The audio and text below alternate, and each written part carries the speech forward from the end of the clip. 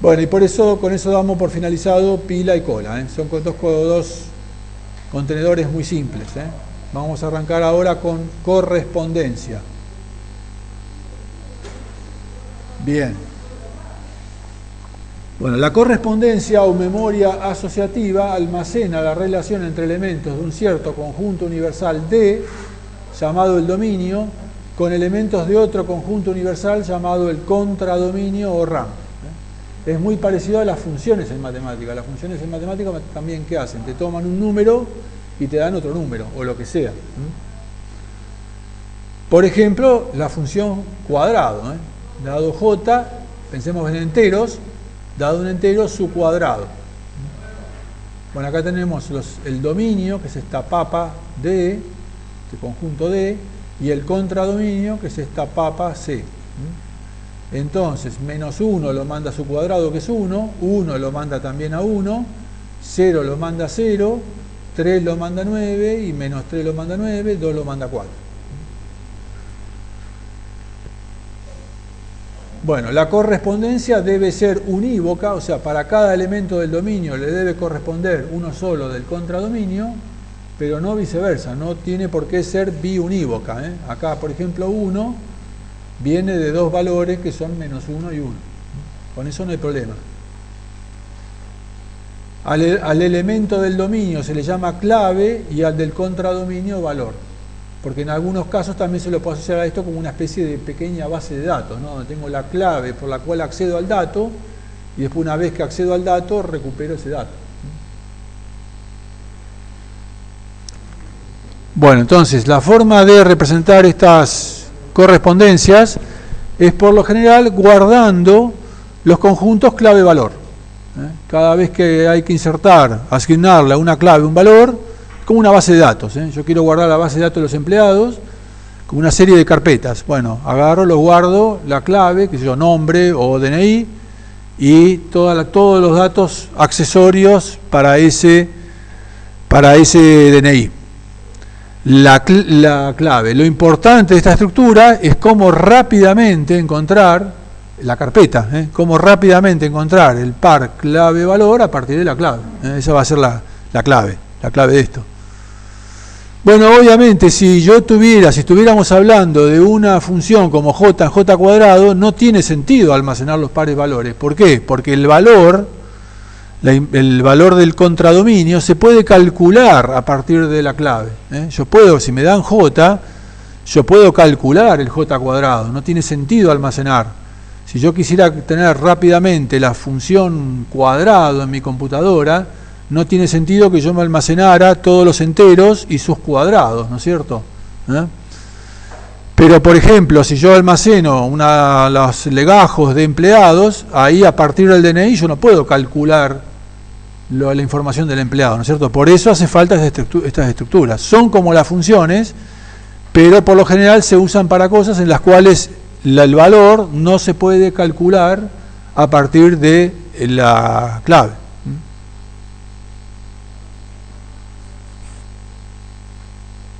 Entonces, por ejemplo, pensemos en una aplicación de esto. Quiero almacenar número de documento de los empleados y su sueldo. Entonces, un programita en el cual payroll es la hoja de pago de una empresa, y entonces me voy entrando números de documento. Si el número de documento ya tiene un valor cargado, un valor de sueldo cargado, me lo tira, y si no, me pregunta, lo entro, por ejemplo acá, 14.203.323, 2000, y lo almacena. Otro DNI, otro sueldo. Otro DNI, otro sueldo.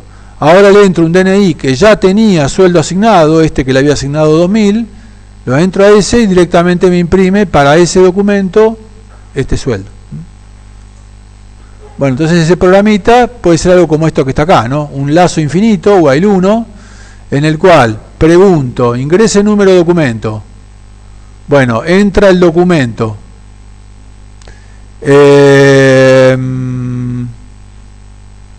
Entra el documento, el usuario entra al documento. Bueno, este programita, ¿cuándo para? Cuando entra un documento 0, bueno, asumo que el usuario quiso terminar y salgo del lazo. Si no agarra con ese documento, doc, se fija si no tiene sueldo asignado. Acuérdense, esto que está acá es pseudocódigo, quiere decir cuando hay puntos suspensivos es pseudocódigo, quiere decir que todavía lo tengo que implementar. Estamos pensando en cómo haríamos ese programa. Para saber qué funciona necesitamos implementar.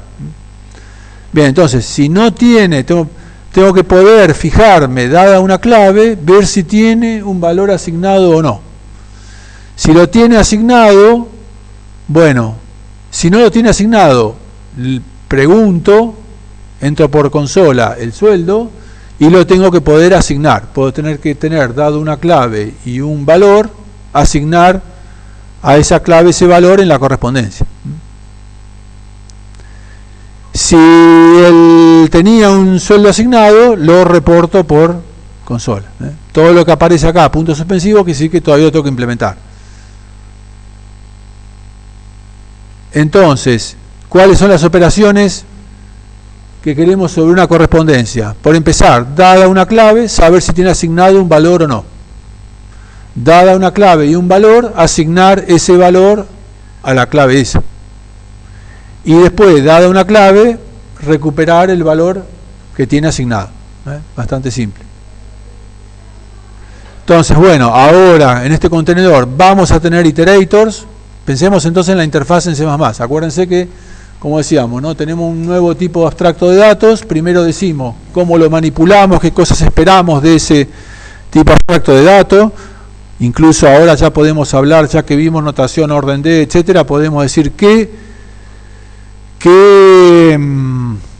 complejidades algorítmicas querríamos para las diferentes funciones, qué costos, qué quiero, que si yo tengo la correspondencia y tengo una clave, buscar y encontrar el valor que me cueste cuánto. Bueno, acá vamos a querer si ponemos todos así nomás los valores y después lo buscamos, bueno, va a tardar orden de n, ¿no? Bueno, ¿queremos eso o podremos lograr que sea en tiempo menor? Bueno, eso es lo que vamos a ver. Entonces, tenemos iterator, vamos a tener un iterator para recorrer el contenedor. Casi todos los contenedores lo tienen, pila y cola no tienen, pero casi todos los otros lo tienen. Después, dada una clave, encontrar si existe el par asociado a esa clave, el par clave valor asociado a esa clave. Toma una clave y me devuelve el par asociado a esa clave. ¿Cómo me devuelve el par asociado? Me devuelve un iterator al par asociado. Iterator. Find, toma una clave y me devuelve el iterator. Insert, dada una clave y un valor, inserta ese par clave-valor en la correspondencia y me devuelve un iterator al par insertado. Retrieve, dada una clave, me devuelve el valor asociado. Erase, dado un iterator, hay dos versiones de erase. Acá en inglés se dice dos sabores, flavors, dos sabores de erase. Hay erase de un iterator y erase de una clave. Erase de un iterator, ese iterator tiene que ser referenciable, o sea, ese iterator tiene que tener un par clave valor asociado en la correspondencia y directamente borra ese par clave valor, no retorna nada.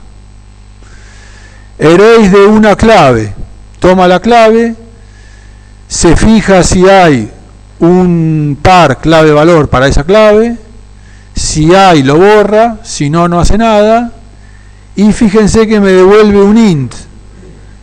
Ese int es la cantidad de elementos que efectivamente borró. Si había un par clave valor, me devuelve 1, en realidad puede devolver 0 o 1, ¿no? Porque o había o no había, o había o no había. No sé si dije, pero no, sí, lo dije. Para una clave puede haber un solo par clave valor. Es cuando dijimos que tenía que ser unívoca, ¿no? Tiene que ser unívoca. Para cada par, para cada elemento del dominio puede haber un solo par clave valor. No puede haber dos pares clave valor con la misma clave menos 1. Eso sí puede ser que dos claves tengan el mismo valor, como acá menos 1 y 1 que tienen 1. Entonces, por lo tanto, cuando hago un erase de clave, puede devolver 0 o 1. Si el elemento no estaba, no borro nada, por lo tanto devuelve 0. Si el elemento, si la clave estaba, borró 1, me devuelve 1. Sí.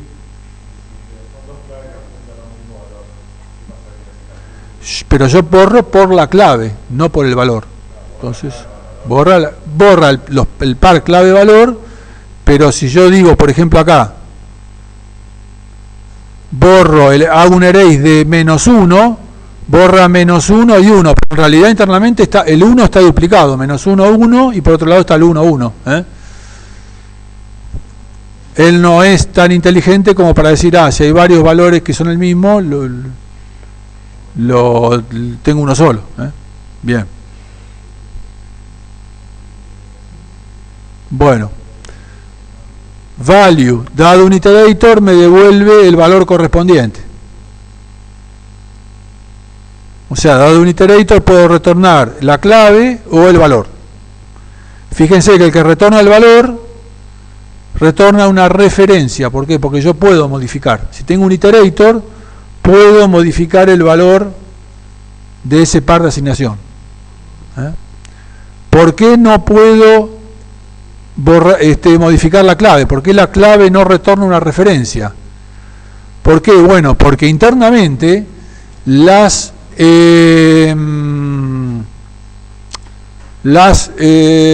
elementos van a estar organizados de alguna forma para que yo pueda acceder rápidamente a ellos. Por ejemplo, si tuviéramos carpetas de una empresa, ¿cómo lo haríamos? Los tendríamos por orden alfabético, así cuando lo busco más rápido, ¿no es cierto? Bueno, acá en realidad van a ver que una de las implementaciones más rápidas es tenerlo ordenado. Entonces, si está ordenado, yo no puedo ir y modificar la etiqueta de la carpeta. Es como si me dijeran, anda a buscar el legajo de Storti. Voy y lo busco, puedo poner cosas en el legajo, puedo modificar el valor, pero no puedo cambiar la etiqueta y sacar Storti y poner otro, porque si no me va a quedar desordenado, poner Pérez, porque entonces no dejaría ordenado, ¿está? Entonces, por eso, fíjense que valor retorna una referencia, clave no retorna una referencia, no lo puedo modificar. Bueno, después tengo las típicas began, next y end para recorrer el contenedor. Otra cosita importante es insert de clave y valor. Fíjese que cuando hago insert, clave y valor acá es como un par de asignaciones, como si estuviera insertando un elemento, ¿no? ¿Por qué no digo en qué posición lo voy a insertar? Por eso, justamente, porque este tipo de contenedor no es que yo digo voy a insertar esto acá. Yo digo lo inserto e internamente el contenedor tiene un cierto orden para hacer que todo sea eficiente, pero que no está a disposición del usuario. El usuario no puede decir, no, yo quiero que las cosas estén acá, que las carpetas estén... No, las carpetas están por orden alfabético, o por del nombre, o por orden alfabético del DNI, o por algún orden, pero no las puedo poner yo en el orden que quiero. ¿Está? Bien.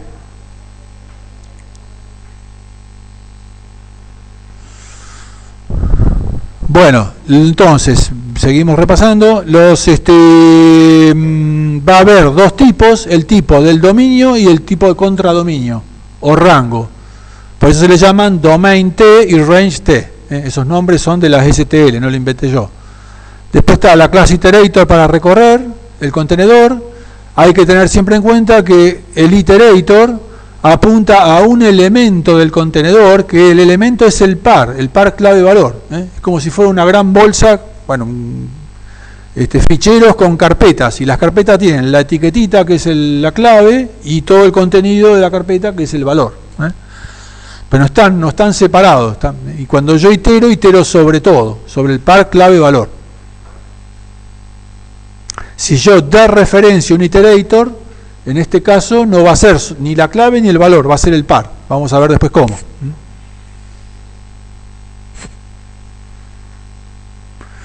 Bueno, en contraposición con las listas y la semejanza de los conjuntos, no hay un orden definido entre los pares, clave-valor. Bueno, vamos a ver que después sí, el tipo de almacena de alguna forma para que pueda recuperarlo en forma eficiente, pero en principio no puedo yo imponer el orden en que tienen que estar. Bueno, entonces las siguientes en las siguientes explicaciones que vamos a dar, M va a ser una correspondencia, M viene de map, la clase en inglés se llama map, Map quiere decir mapeo. Map. P es un iterator, K una clave, que tiene que ser de tipo domain T, y val un valor que tiene que ser de tipo range T. Entonces, por ejemplo, find típicamente es P igual a m.find de K. K es una clave y me devuelve el par correspondiente a esa clave, si está adentro del contenedor. Si esa clave no tiene ningún valor asignado, no está en el contenedor, ¿qué me devuelve? Un end. Siempre en las funciones de la STL, cuando busco algo y no está, o cuando hay alguna operación que no es exitosa, por lo general me devuelve un end. End quiere decir no encontré nada, no hay nada. ¿Está? Bueno, ahora para insertar me dan una clave y un valor, y quiero asignar a esa clave ese valor en la correspondencia. Entonces digo P igual a m.insert de K val. Inserta, asigna a la clave K el valor val. Por ejemplo, al empleado Pérez asignarle el sueldo tal. Bien, si la clave ya tenía asignado un valor, simplemente reemplaza el valor viejo por el valor nuevo. Si no, inserta un nuevo par clave-valor en el contenedor. Sea una cosa o sea la otra, retorna un iterator al par insertado, al par correspondiente a esa clave. Ya sea que la tuvo que insertar o que ya estaba, retorna un par al par clave-valor. Retorna un iterator al par clave-valor. Val igual a m.retrieve de K. Me pasan una clave y quiero ver qué valor tiene asignado. Bueno, si tiene un valor asignado, por supuesto me devuelve ese valor. Si no tiene ningún valor asignado, ¿qué pasa? ¿Qué retorna? Bueno, uno esperaría que, qué sé yo, que dé un error. Es como si querer de referenciar a algo que no tiene valor, ¿no es cierto? Bueno, fíjense, presten atención a esto porque es algo que preguntamos y es un poquito anómalo, antinatural, antiintuitivo, contraintuitivo. Si yo hago m.retrieve de una clave y esa clave no tenía ningún valor asignado, crea un nuevo par clave-valor con clave, la clave que acabo de pasar, y como valor, ¿qué valor? Bueno, el valor que retorna por el constructor por defecto de la clase que es el contradominio. ¿Está? Si por ejemplo yo tengo una correspondencia entre enteros y enteros, a ver, si tengo una correspondencia de enteros en enteros y le asigno a 3, 5, a 4, 8, y ahora digo m.retrieve de 0, bueno, no, pongamos 7, bueno, 7 no tiene nada asignado a esa altura, ¿qué pasa? Bueno, inserta en M un par clave-valor con clave 7 y valor lo que retorna el constructor por defecto de enteros.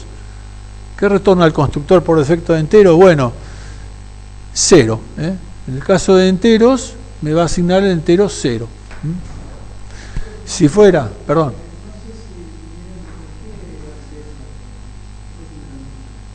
Bueno,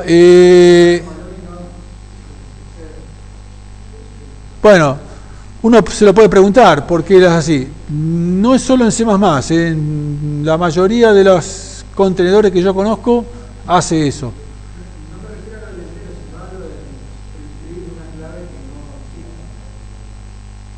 Bueno, porque uno podría...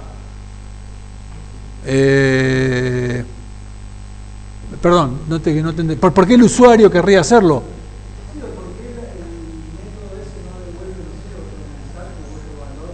Bueno, es una cuestión filosófica que se puede plantear. Bueno, esto tiene un efecto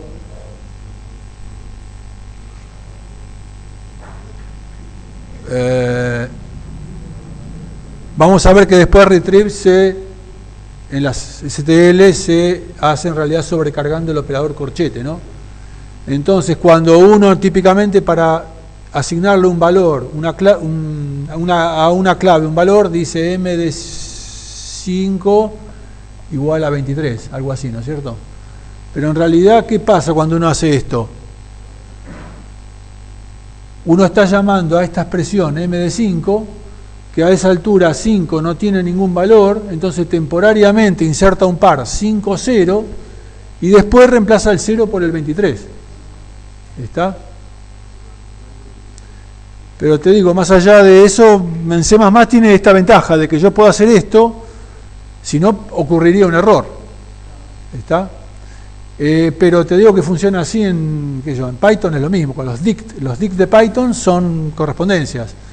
En Perl están los hashes, también hacen lo mismo. Y en todos hacen lo mismo. Si lo llamás, si querés acceder a una clave y esa clave no tiene un valor asignado, le inserta un par para esa clave. Hay que tener un poquito de cuidado porque se presta a... es una fuente de error, ¿eh? Es una fuente de error. Bien. Entonces, por ejemplo, si yo quiero asignarle a una clave un valor solamente si... Si yo quiero ver, si yo en el ejemplo que teníamos antes, de la hoja de pago, ¿no es cierto?, del payroll, de que yo tengo un DNI y quiero saber cuál es el sueldo asignado. Bueno, si yo pusiera MD y un DNI,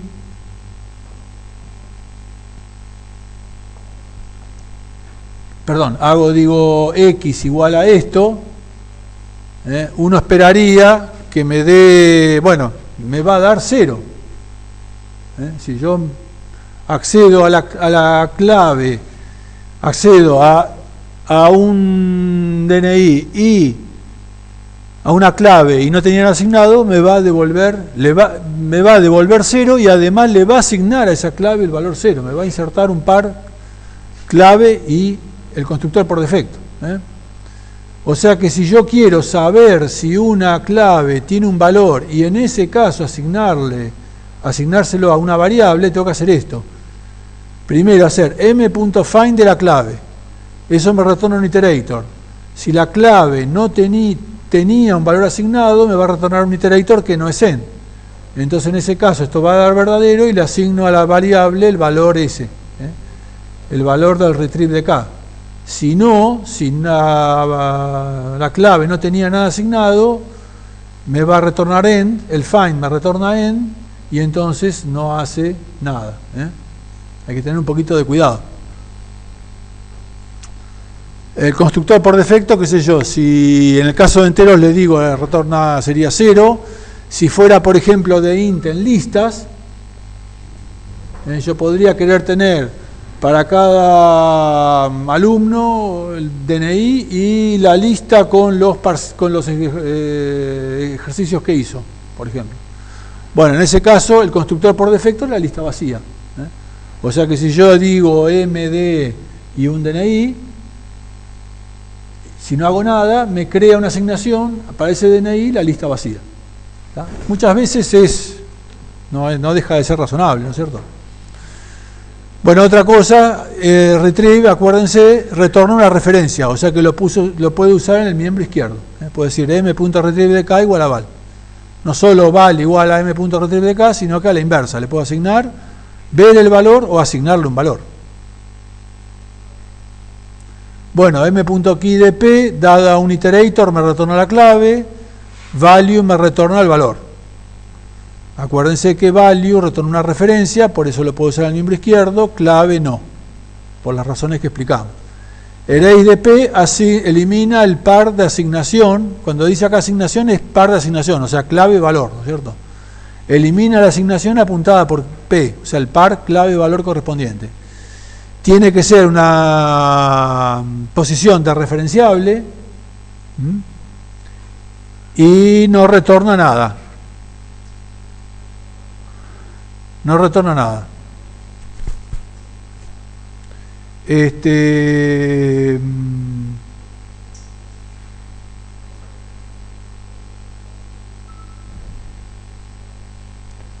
Bien. Y después, erase de K, elimina la asignación correspondiente a K si la hay. Retorna el número de asignaciones efectivamente eliminadas. Como las claves son únicas, o no está, o está una sola vez. Por lo tanto, solamente puede retornar 0 o 1. Si retorna 0 o 1, ¿por qué no hacer que sea, por qué los que diseñaron esto no hicieron que fuera un bool en vez de un entero? Si nunca va a retornar 10, ni 25, ni 2. Siempre va a ser 0 o 1. Bueno, eso es hay otro contenedor relacionado en la STL que es el multiset.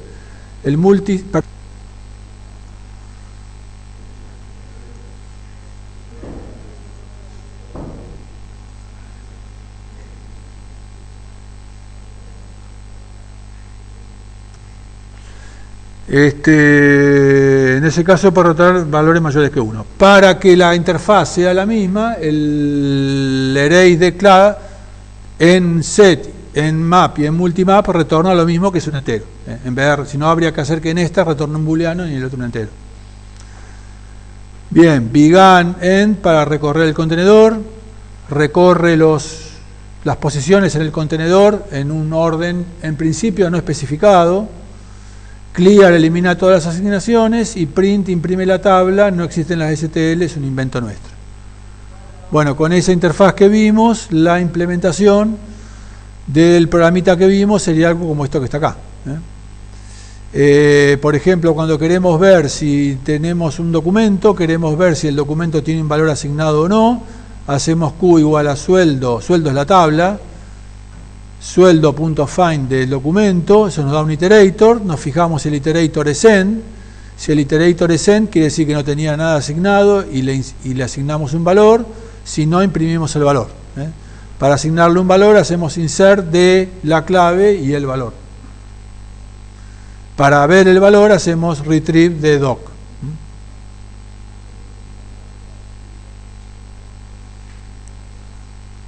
Bueno, entonces dijimos, la forma de implementar estas cosas es guardar, tener en algún contenedor, por ejemplo, incluso puede ser una lista, un vector, los pares clave-valor. El tema es después cómo buscarlos, ahí adentro.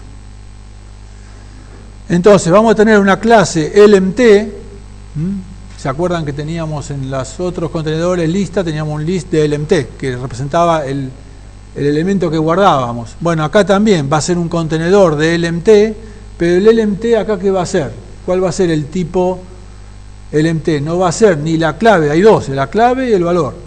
¿Cuál va a ser? ¿La clave o el valor? Bueno, va a ser el par que contiene los dos. Entonces vamos a tener un LMT que va a ser una clase, una estructura que va a contener dos campos, clave y valor. A los campos, bueno, lo más natural hubiera sido llamarlo key y value, pero se le llama first y second, primero y segundo. Bueno, ¿por qué eso? Porque vamos a ver después de que en la STL esto es tal cual así, y esa estructura se llama una estructura que se llama par, y tiene los campos, se llama así, first y second. Por eso, por compatibilidad con la STL, le llamamos first y second. First es la clave, second es el valor.